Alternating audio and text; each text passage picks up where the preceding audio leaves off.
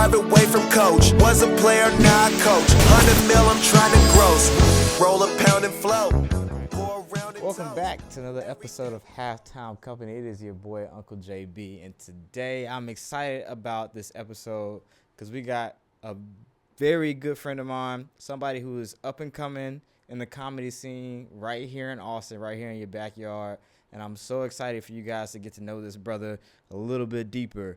I cannot wait to welcome to the set my man, Jet G. How you doing, dude? Boss? Thanks for having me. I've wanted to come for a minute. I know it's been a second trying to get coordinated and everything. Hey, you know, life, right? Yeah. Life happens, but you here now. We here now. And I'm so excited that you took the time to come chop it up with us, bro. So thank you so much for just taking the time out your day to do this, man. Of course. Appreciate you, bro.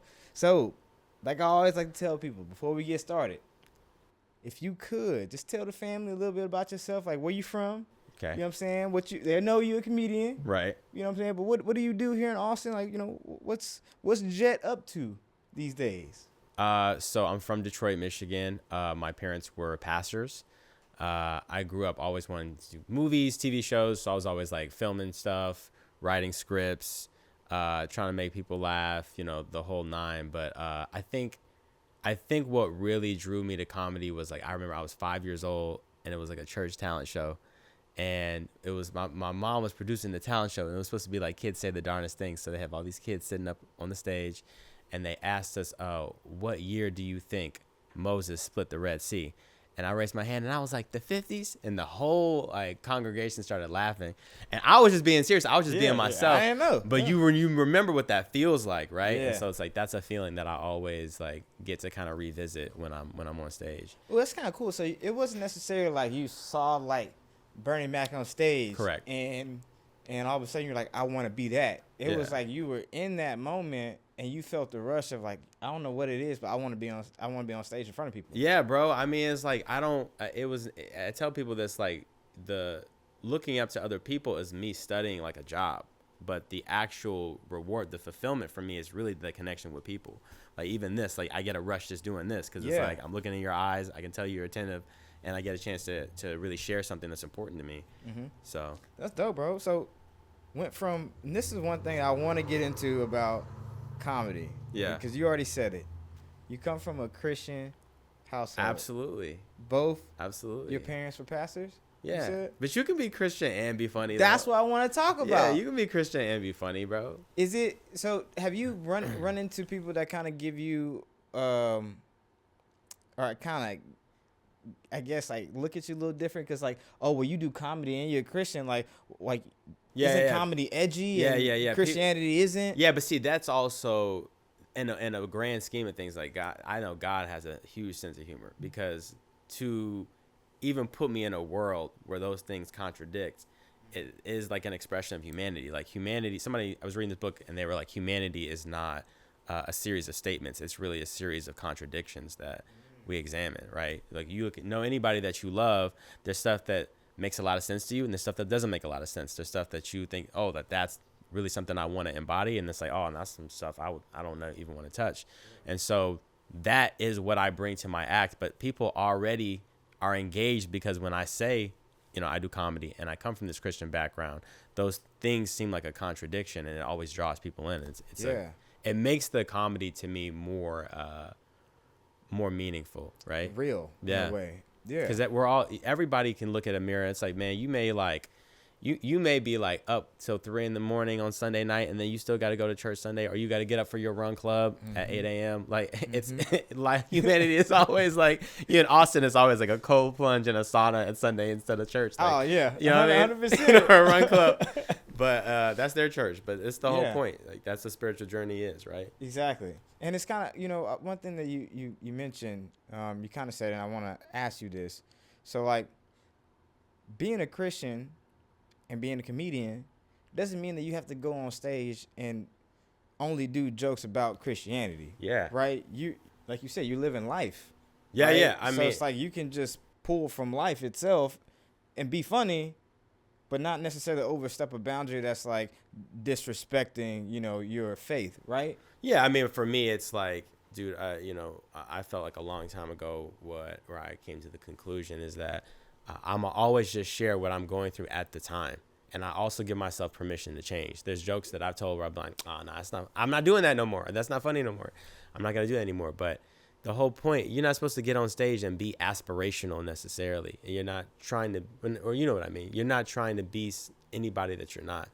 The whole point is that I'm sharing with you exactly what I'm going through. Right. You know what I mean? Like 5 minutes ago, I ate a whole carrot cake. No, I'm joking. I really didn't. I don't want people thinking I'm that dude, but you get the point. Yeah. You know what I mean? No, so let me ask you this too. Do you find it hard to, especially being in Austin, being as, I guess, liberal as it is, like you just made the joke that, you know, people's church on Sundays is hopping in the cold plunge and in the sauna. Yeah. Do you find it hard to get across your comedy to people, or do you find it more like accepting still? I mean, I'm gonna get nerdy about comedy for a second. Or performing, right? So like if you really like as a comedian, you're kind of like, it's like you're a jazz musician and you're creating stuff out of thin air, but you're also kind of guiding people through a set of themes, right? It's not unlike being a teacher or a pastor, right? So what I noticed is like I performed in LA, and when I would say I was a pastor's kid, that instantly gave me authority because people are like, oh, pastors have authority, or like, you know, whatever. I'd say, you know, I also talked about my background as a teacher, and people are like, oh, that's authority. But you need like empathy and authority in order for people to like really connect with your act. And in Texas, there's plenty of churches around here. There's plenty of teachers around here. So people would empathize, but it didn't necessarily give me the authority that I wanted. So it's a you know on that nerdy shit, like that's kind of the biggest difference I've noticed in performing other places. Yeah.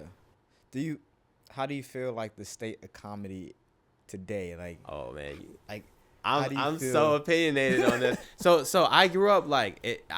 The first time I watched the stand up special all the way through was Cat Williams. Is it the Green Suit, the Pimp Chronicles? Yeah.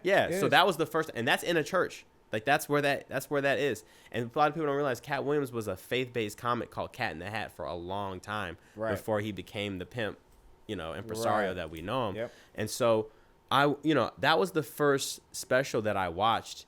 And I think the next one was Aziz Ansari. So big range of the style of comedy. But like my whole take on what comedy was is like you have something that you really need to say that you've polished and worked for a period of time. And so at that time, comedians were only dropping specials maybe every 2 years. Nowadays, Josh Johnson, who I'm a big fan of, he dropped basically 4 hours worth in a year.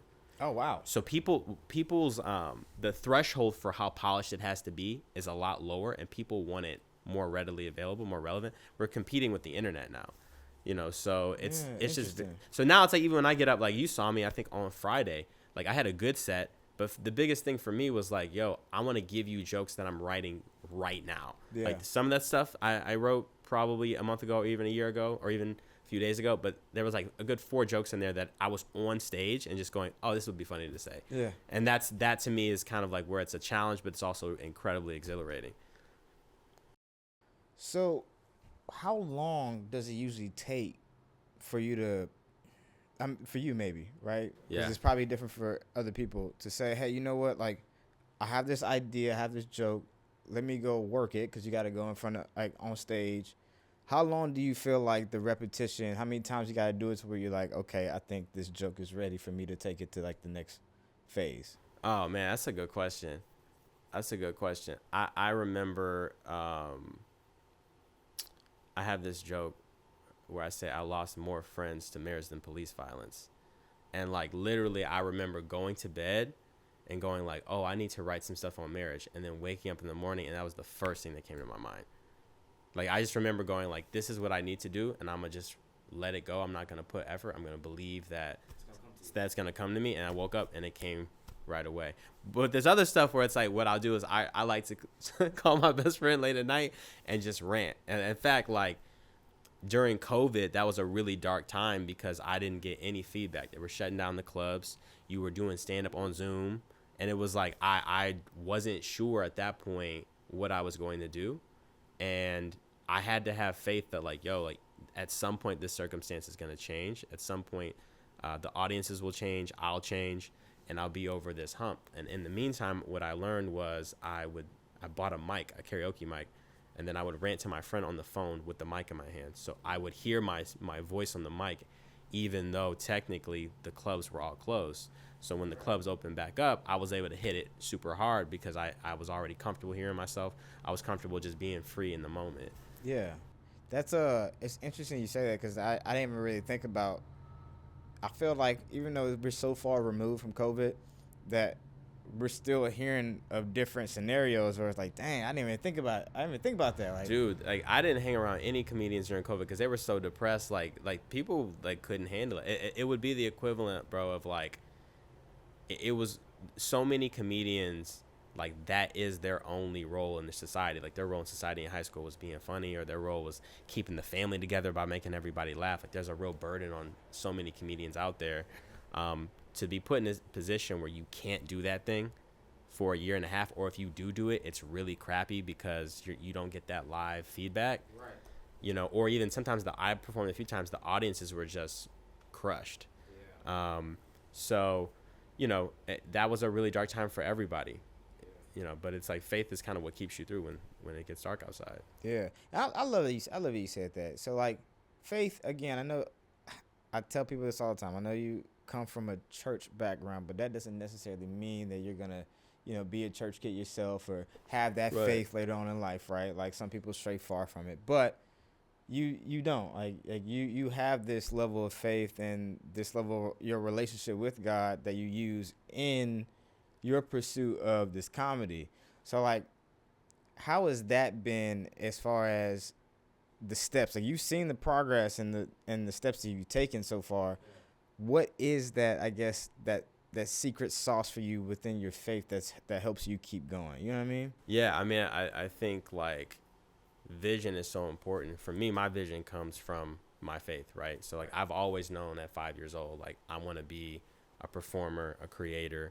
I want to, write movies, act in movies. I want to be on stage. But the process was I had to learn to be flexible about how all those things play out. I still had to take the steps, but there's a lot of detours and a lot, like progress is not linear. So like it's a lot of things you're doing and you're like, yo, I'm not even sure this is going to work, or I may have to stop doing stand-up for a minute to take this job. But it's like, if you have this clear vision in mind, and you remind yourself of that vision, like even like the COVID example, like I had an image of like, yo, when I get back on stage, I'm gonna kill it, And so when I got back on stage, it was an audition for a club called Flappers, and I nailed it because I kept seeing myself on stage doing that. And that led you to where you are now. Right. And on this couch, on this Big couch, Dog's couch. But also, you got your own residency right here in Austin. Yeah. And where's that at again? So I produce and perform at a comedy show called Jetpack Comedy. We're at Soho House right now, and it's a super cool show. You actually came to one of the first early ones, so I really appreciate that. Yeah. Gotta, like I always say, you gotta support your people. But no, I love that because, like, again, you're putting so much. I mean, you're working, you're doing other stuff, but you're still putting time aside to say, hey, you know what? I'm going all in on my vision. And I think a lot of times we got to remember, like, our days are numbered, right? And God tells us to number our days. Right. So in a way, like, value your time and what you do so you can pursue what you want to pursue and make it as well. And I think we all have the right resources and tools in our lives to be able to create what we want. And so it's kind of cool to see that from where you went in a church to having that feeling led you to where you are now, and you're right in the thick of it. Yeah, I'm in the thick of it, but I have to say, like, it's funny because there's some pastors friends of my mom that, oh, we want to see Jet perform. My mom was like, yo, he curses in this. My mom was like, you need to be ready. He be talking about stuff. And he's like, oh, we want to see it. I'm like, nah, bro, you don't want to see it. You don't want to see it. You don't want to know me in this light. I've never been fake. Like, everybody, anything I talk about on stage, my family is like, I mean, it is what it is. Like, I've always been me. I've never been tried to hide anything from anybody necessarily. But it's, here's the way I think about it, right? Like, I think Jesus was a very raw dude, right? You know, like Oh, I think yeah. there's this story. I think he's talking to the woman at the well, and he's like, "Yo, like, how's your husband?" And she's like, "I don't have a husband." He's like, "That's right, you used to have 3." Like, you know what I'm saying? Like you know what I'm saying?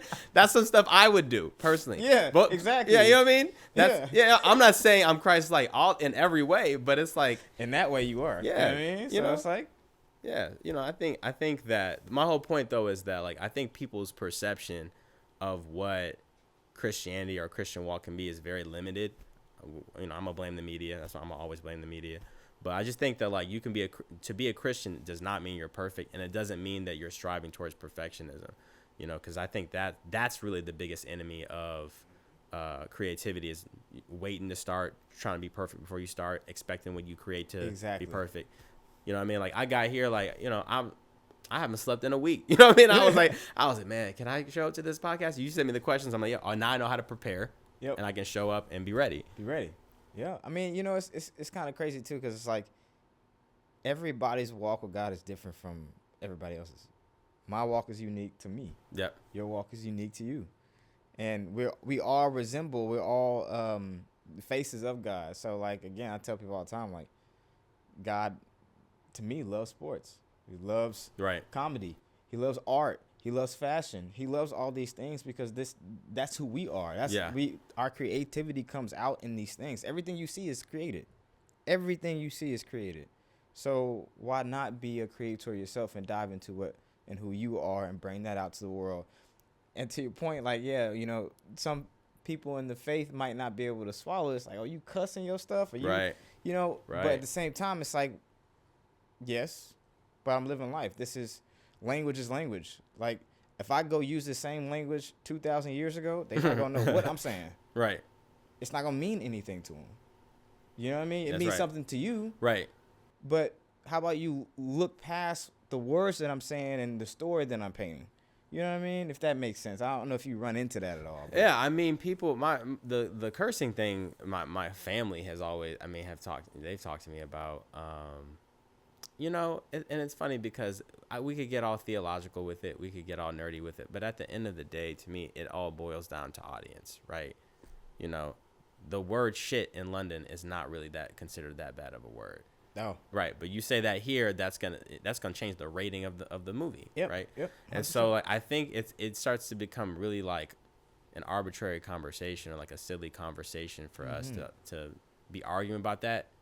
My biggest thing is like, do you understand my intent? And if you don't understand my intent, one of two things is gonna happen: either I'm gonna change or alter the thing, or I'm gonna find a new audience that does actually connect with what I'm saying. Maybe you weren't a part of who I was talking to. Right. That's okay. Or maybe you were a part of who I was talking to, but you got offended. True. You know? But as a comedian, you can't, right? You can't, like, necessarily care. Like, you So have here's to, the thing, like, because I feel like I'm an outsider in comedy because I don't have this broken family background. Like, you talk to a comedian, Yeah. like, when I've gone on dates and girls will be like, oh, you a comedian, so you really effed up, and I'm like, not No. really. No. I like having a good time. Like, You just see the light in every yeah, situation. I'm not hiding any dark secret. You know what I mean? Yeah. And we're talking. I'm not trying to make you laugh the whole time. You know what I'm saying?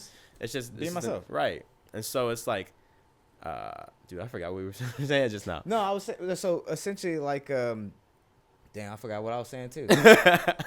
Well, I guess we gotta move on. Don't hurt yourself laughing. I'll try not to. To the family, by the way, your boy accidentally tripped over his shoelaces at a park. I was swinging on a swing set, hit my ribs. Georgia the and Jungle. I could barely breathe and laugh, but here we are. Yeah. It's all good though. But I guess what I will ask you this, man, because I'm curious to know this for sure.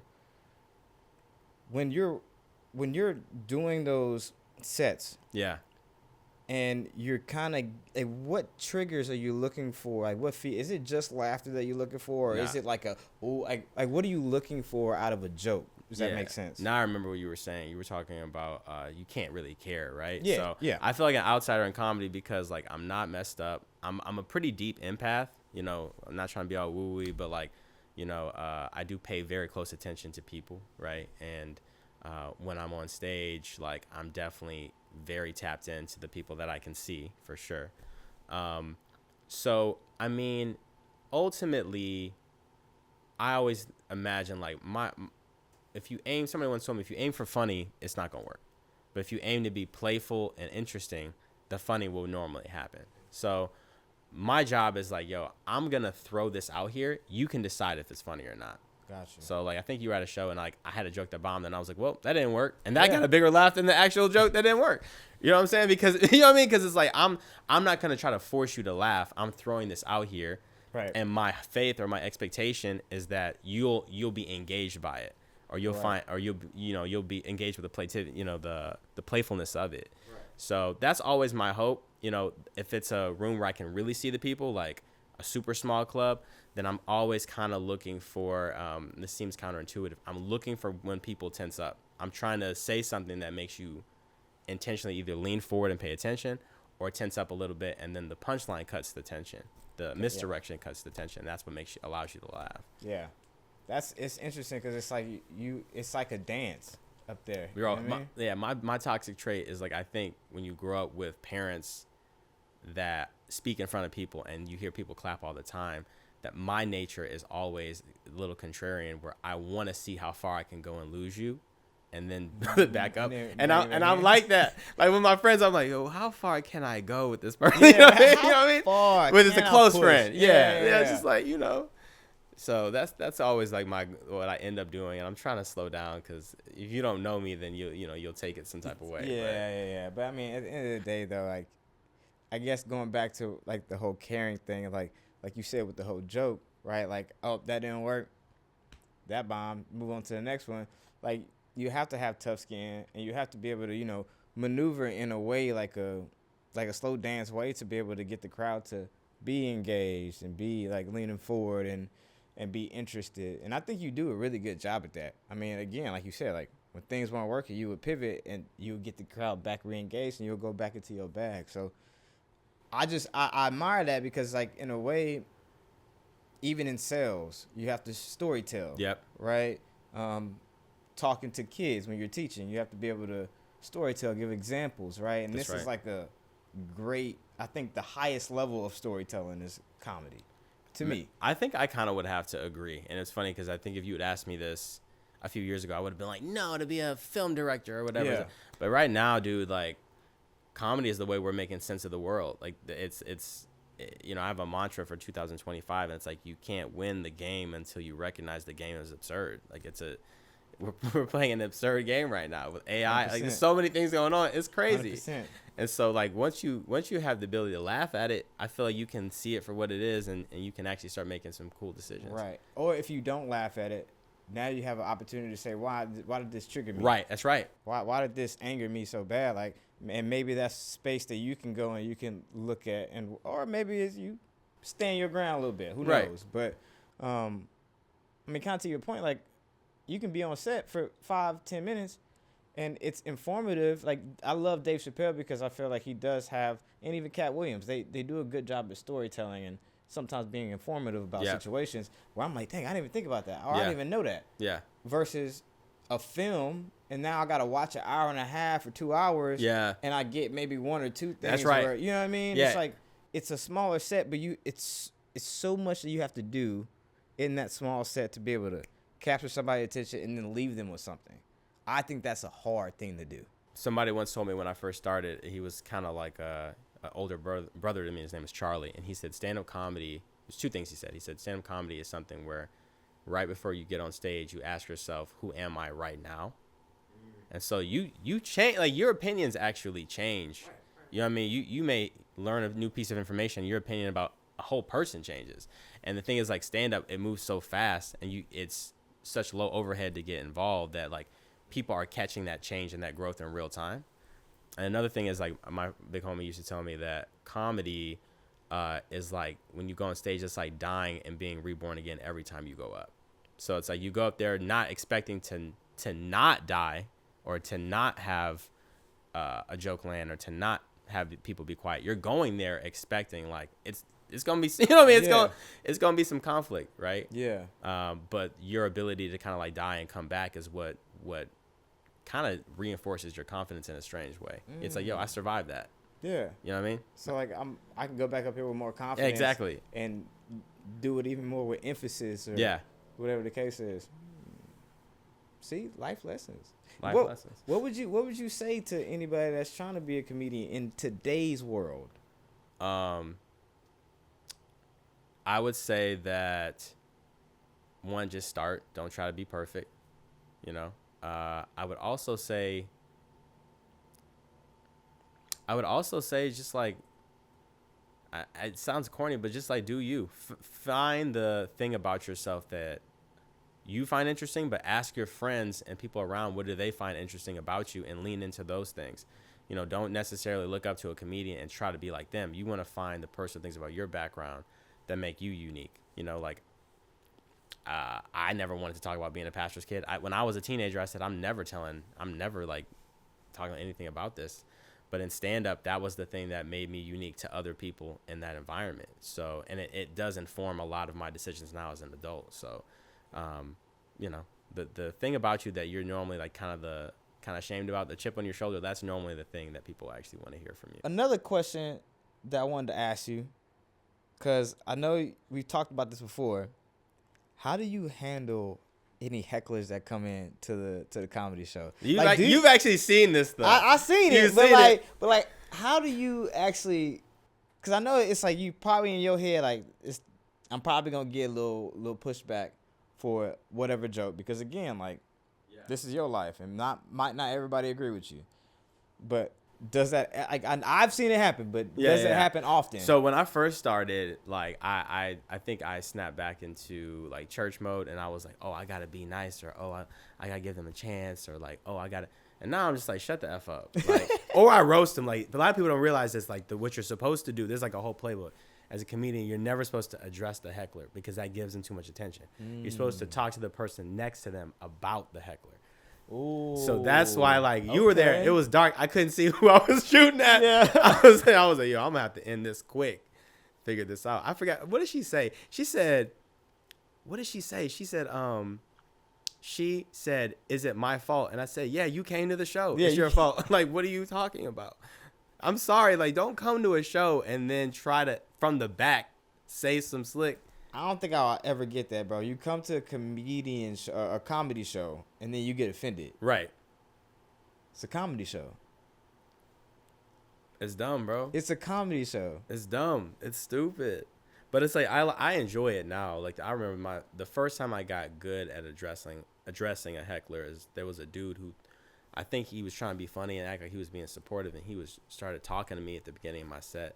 It was this white dude with these grills, and he was with this like Pakistani woman, and I was like, bro, where are you from? He was like, Houston. I was like, bro, do you date black women, or you just date like beige mocha women? And so he started getting really red. He started getting really mad, uncomfortable, because he was trying so hard to, he was trying to be street, trying to be whatever. And that's when I started realizing, I'm like, people actually, they kind of want the smoke. Yeah. Especially now, I think after watching Matt Rife, like, people see Matt Rife so much, like, they come to shows to want that interaction. They want that interaction. Yeah. Do you go in, like, do you have like any parts in your comedy where you go into it like, I'm just about to roast the whole front row right off the bat? I don't necessarily do that, but I do like prepare. Like, in my mind, I'm always like, okay, if I get 10 minutes of time, 8 minutes, I want to have 8 minutes prepared and 2 minutes to just talk to the crowd. Because that's really essential now to keep everybody engaged. But also, it's fun because people will tell you stuff. It creates all these natural moments. Like, I remember one time I met this girl, and she had a weird name, and I was like, is that Finnish? And she, no. I said, is your name, her name was like Taki or something. It was a white girl. Okay. And I said, yo, what is that? And she goes, I said, is that Japanese? She goes, it's Finnish. And I was like, I'm finished with you. And then everyone's like, ah, so corny. But it works in that context because it's so 100%. Unexpected. That's you got to be like super like quick with it too, like to think about that, because I didn't even realize that Finnish was a actual. I guess what, Finland? Yeah, it's right? From Finland. Yeah. But I didn't think that you call them Finnish. Yeah. That's dope though. Yeah. That's kind of funny. Yeah. But no, I think it's one of those things where it's like heckler. You're right. People go to the shows. There's a lot of different comedians nowadays that do a lot of crowd work where they talking about people, making fun of people, like 85 South show, like with DC and Carlos and they and Chico. They they go out in the crowd and they roast people. You know what I mean? I saw them one time roast a dude in a wheelchair, handicapped man. Oh, shoot. Oh, man, if you haven't seen Handicapped Man, bro, I don't like to, like, laugh at anybody that, but, like, Handicapped Man was laughing. He was having a good time, right? You know, so they were joking with him, you know what I mean? And some people can look at it like, oh, that's so offensive, but it was hilarious, bro. If you ever get a chance to just type in 85 South Show Handicapped Man. I'm going to do that, bro. It's amazing. But I like that. But that wasn't a heckler. That was just like a fan. They were, like, joking with him. But, like, for you, like, I mean, really, I guess for comedians, when that heckler come, like, you got to have something in that bag ready to go. Yeah, you have to really, it's so essential now. It's like leaving the house with protection. You know what I mean? That's this point. Like you just gotta be ready because they're ready to come at you for show. Do not heckle me at my show or I will come for you. I hope you heard that. And I will be right in the crowd laughing at you. Just so you know.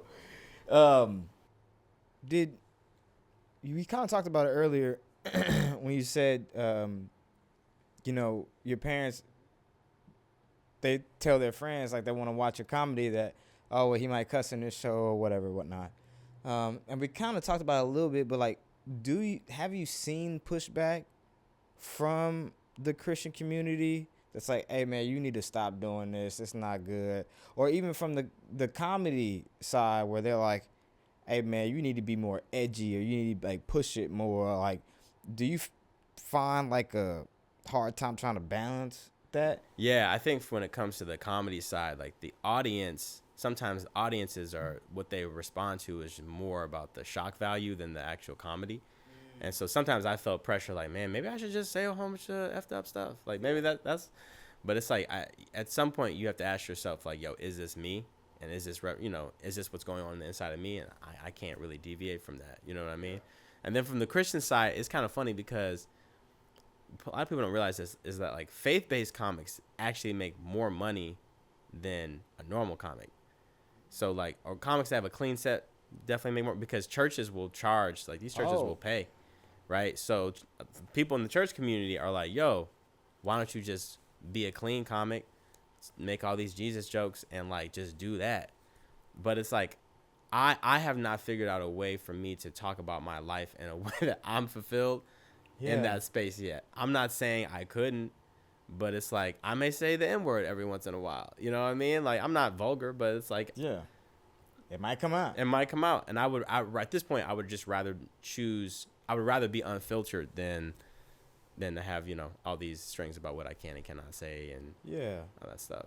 No, I mean, and you can probably get there, right? But, like, you're going through this life where you're living life right now. Right. And if you see certain things, like, where you going, well, I didn't see it, I'm just not going to talk about it. No, like, talk about it. Exactly. You know what I mean? Like, that's the whole point of my perspective, is the things that I see in life and the light that I see in it and what I can pull out of it that I think is comical.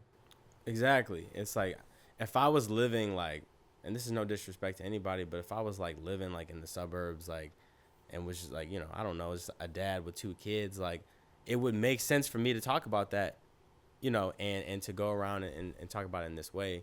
But, I'm out here. I'm out here. If you're in downtown Austin, you see me everywhere. So I literally see Jet everywhere. I tell people I'm an angel. Like, I tell girls, like, oh, I'm an angel. That's why you see me everywhere. He be popping up everywhere. I be getting coffee.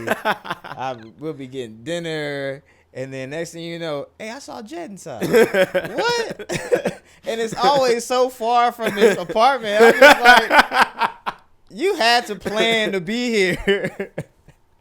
Or something, but you got to track on me, dog. Hilarious, bro. Nah, yeah, that's good. That's good.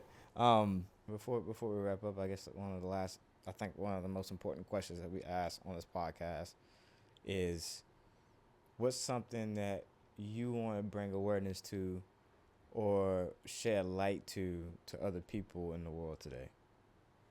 I think the thing that I really want to shed light to is, I think it affects everybody, but I think sometimes Black people especially, is like perfectionism robs you of all joy. You know what I mean? Excellence and perfectionism are two different things. Like, I want this to be an excellent podcast. I want to prepare.